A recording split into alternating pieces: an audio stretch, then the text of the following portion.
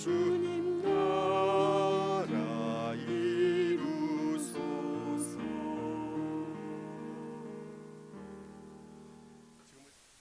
좋으신 주님의 평화가 오늘 예배 자리에 나온 우리 모두 위에 함께하기를 빕니다.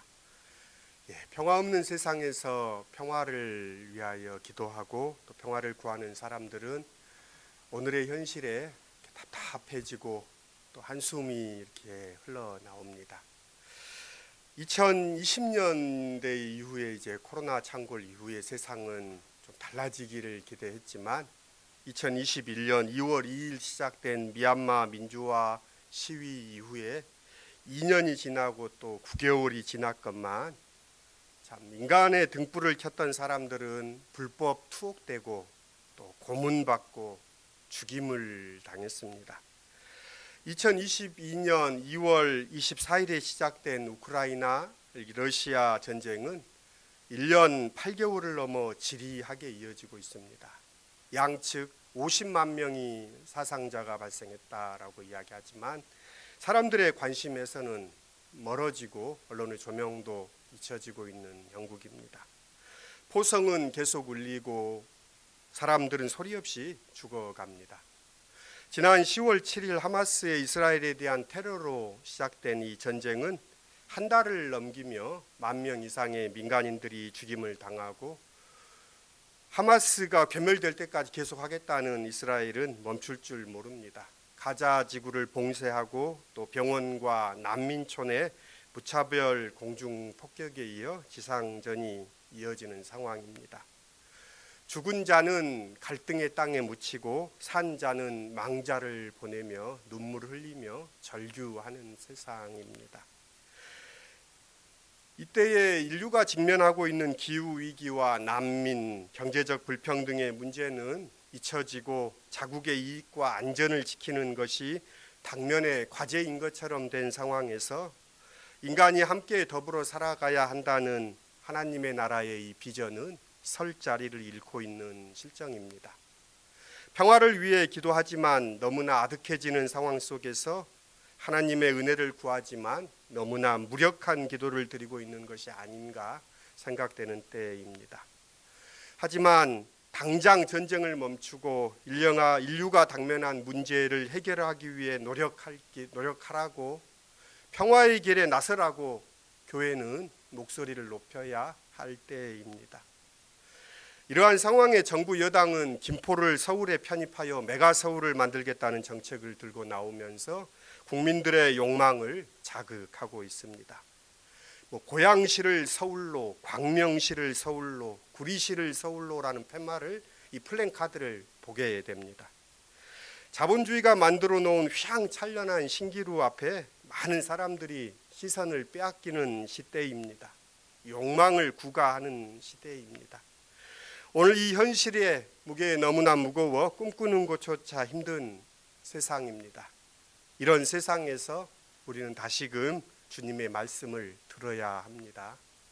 우리는 다시금 주님의 음성을 들으려 주일 예배의 자리에 나와 하나님을 찬양하고 하나님 앞에 우리의 마음을 다시금 모으고 우리의 가야 할 지향, 우리의 가야 할 길이 어디인가를 다시금 생각해 보는 이 시간입니다. 하나님 나라 천국을 꿈꾸는 사람들이 드물어진 시대입니다. 여러분은 천국을 얼마나 생각하고 살아가고 계십니까? 그러나 믿는 우리는 하나님 나라의 꿈을 다시 말하고 기도하고 또 하나님 나라에 대한 예수님의 이 말씀을 귀담아 듣고 그 나라를 살고자 주님 앞에 나아가야 합니다. 그 걸음을 멈추지 마시길 부탁드립니다. 그때의 천국은 오늘 예수님의 오늘 성서의 본문의 시작을 설교의 제목으로 잡았습니다.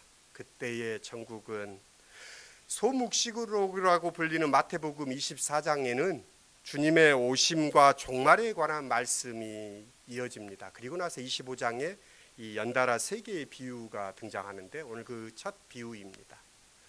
예나 지금이나 사람들은 언제에 관심이 많습니다. 그래서 종말을 얘기할 때면 언제 그때가 옵니까? 라는 것이 사람들의 물음입니다. 임박한 종말을 예상했던 예수의 제자들과 초대 교회도 주님의 오실 시기에 비상한 관심을 보였고 이런 정황은 24장에 잘 반영되어 있습니다. 그러나 예수께서는 단호하게 그때가 언제인지 알지 못한다라고 말씀하십니다. 그러면 언제라는 관심사를 바꿀 것을 주문하십니다. 즉 언제 주님이 오시는가가 아니라 주님의 오심을 기다리는 이들은 어떻게 살아야 할 것인가 라는 관심으로 전환할 것을 얘기합니다. 그러니까 세상이 어지럽고 많은 사람들이 길을 잃었을 때 믿는 사람들은 어떻게 살아야 하는가에 대해서 예수께서 오늘 말씀하십니다. 그것이 25장에 있는 세 개의 비유인 열 처녀의 비유, 달란트 비유, 최후의 심판 비유로 전개됩니다. 26장의 순환서사 직전에 놓인 이 비유는 예수의 마지막 행적이자 마지막 가르침입니다. 교회력 한 해의 끝 무렵을 맞는 교회는 이 첫 번째인 열 처녀의 비유를 시작으로 세 비유를 차례로 읽음으로써 1년을 마무리합니다. 그러니까 다음 주, 그 다음 주 하면 이제 교회력이 끝나는데요. 이 교회력의 마지막 시간을 종말에 관한 예수의 말씀을 읽고 들음으로 이 시기를 보냅니다. 다섯은 어리석고 다섯은 슬기롭다 주님 말씀하십니다. 천국은 신랑을 기다리는 열 처녀의 비유로 표현됩니다. 처녀로 번역된 파르테노스는 사춘기를 넘긴 나이, 그러니까 아직 결혼을 하지 않는 여인들을 가리킵니다. 이들은 신부가 아니라 오늘 이 신부의 집으로 오는 신랑을 맞이하기 위해 집 밖이나 마을 어귀에 기다리는 들러리들로 보시면 타당할 것입니다. 열 처녀 중 다섯은 지혜롭고 다섯은 어리석다라고 대비하며 오늘 본문을 설명합니다. 어리석음과 지혜로움은 이 마태복음이 자주 사용하는 이 대조의 표현입니다. 그래서 산상수훈에도 누구든지 이 말을 듣고 행하는 자는 그 집을 반석 위에 지은 지혜로운 사람과 같다라고 말하고, 또 반면 이 말을 듣고 행하지 아니하는 자는 그 집을 모래 위에 지은 어리석은 사람 같다라고 하면서 지혜로운 사람, 어리석은 사람을 대조합니다. 주님의 말씀을 듣는다는 점에서는 지혜로운 사람이나 어리석은 사람이나 차이가 없습니다. 그러나 그 말씀을 듣고 행하느냐 행하지 않느냐가 어리석음과 슬기로움으로 구별됩니다. 이런 흐름 속에서 오늘 열 처녀의 비유 속에서 지혜롭고 어리석음은 기름을 준비했느냐 준비하지 않았느냐입니다.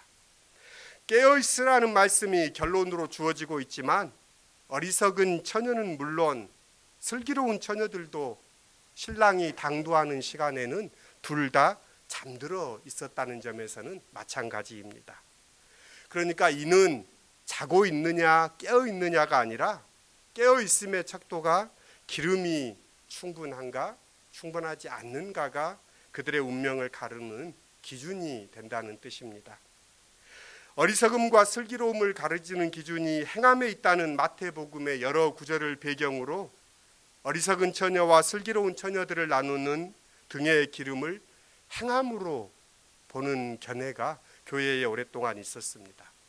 그래서 등불을 켜서 말 아래에 두지 아니하고 등경 위에 둔다는 말씀에서 등불이 착한 행실로 풀이된다는 점도 이런 주장을 뒷받침합니다.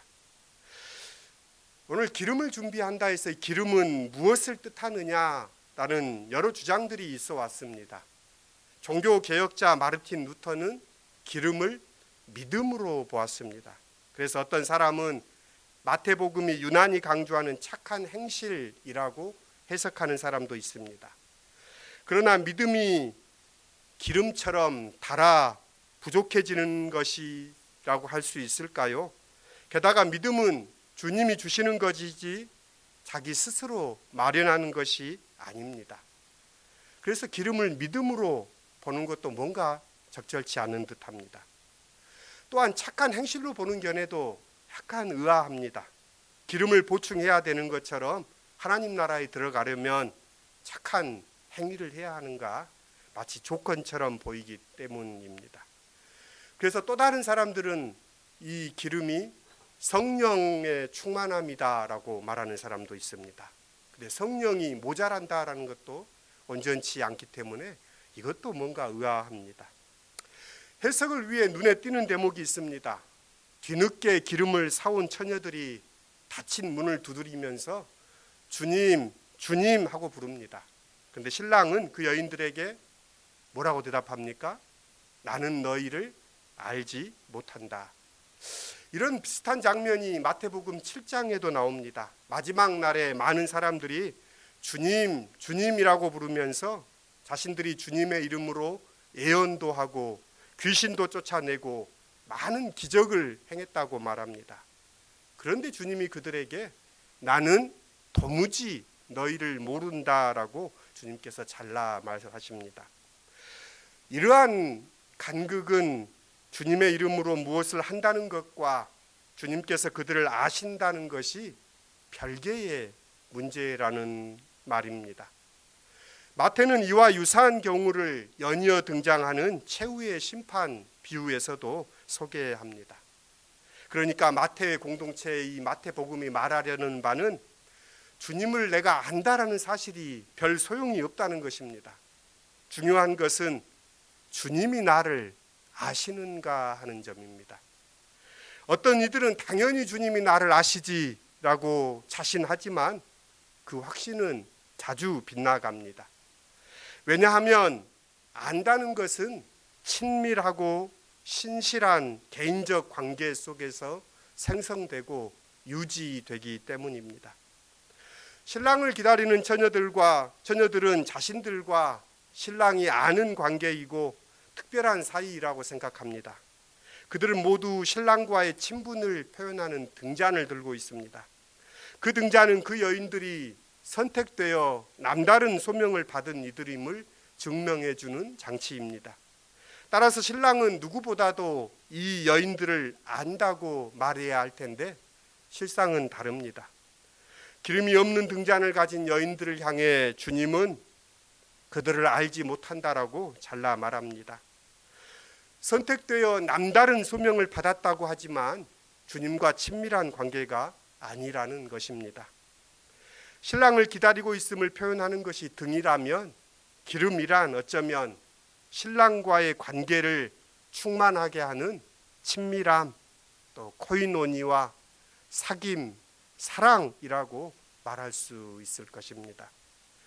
기름이 없어져 부족해질 수 있듯이 언제나 관계는 소원해질 수 있는 것입니다. 또한 회복될 수 있습니다.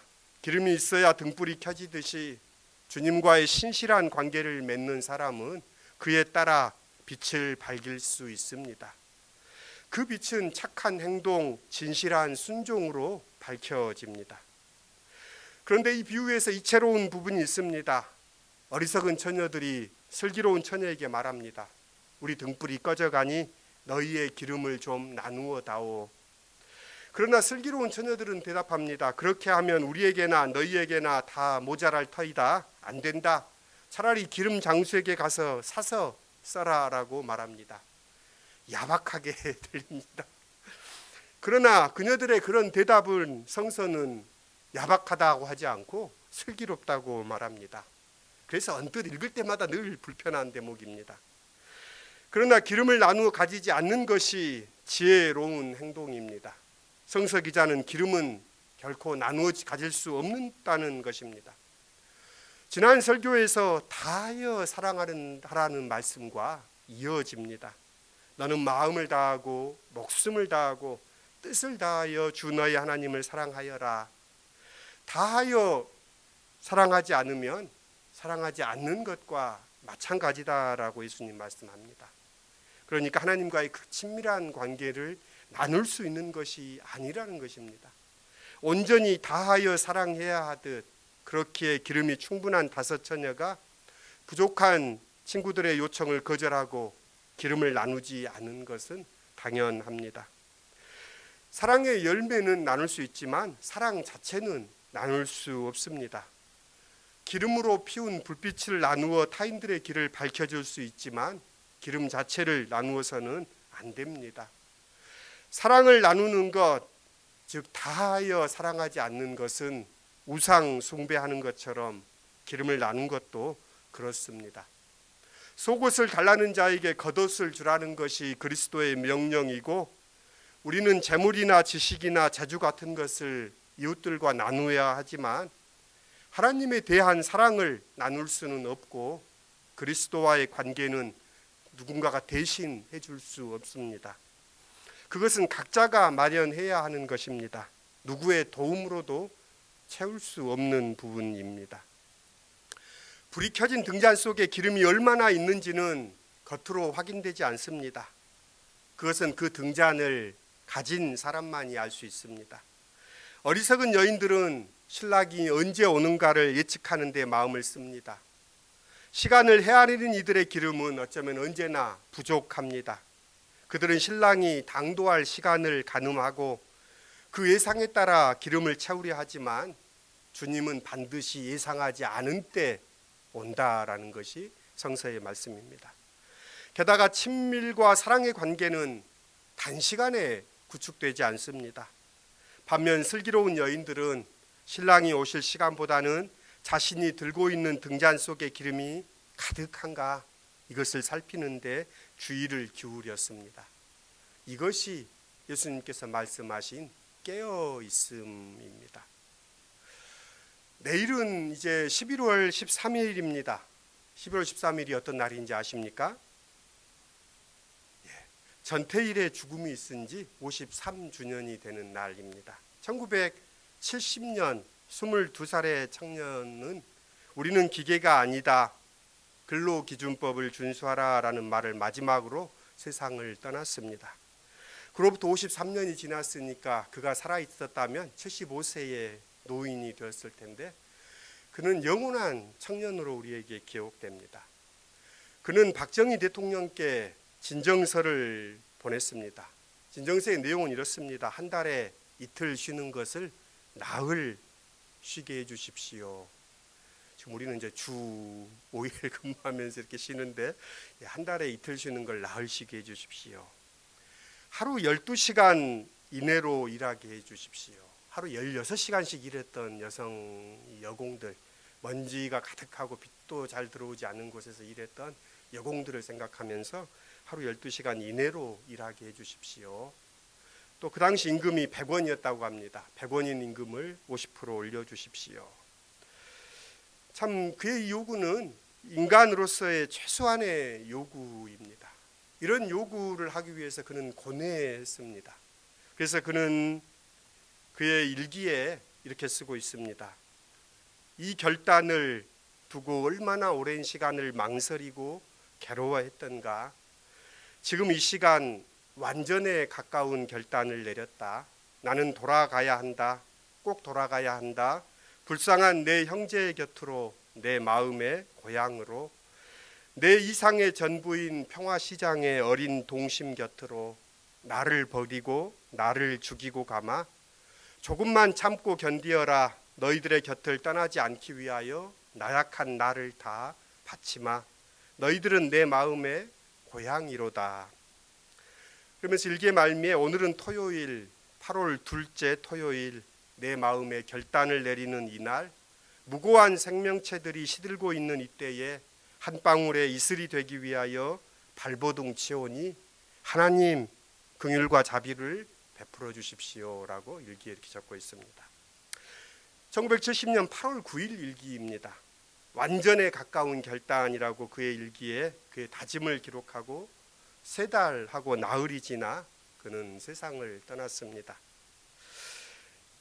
여러분들은 어떤 결단, 어떤 사랑을 하고 있습니까? 여러분의 신앙의 등에는 기름이 준비되어 있습니까? 오늘 살아가는 세상의 아픔에 눈 감고 있는 것은 아닙니까?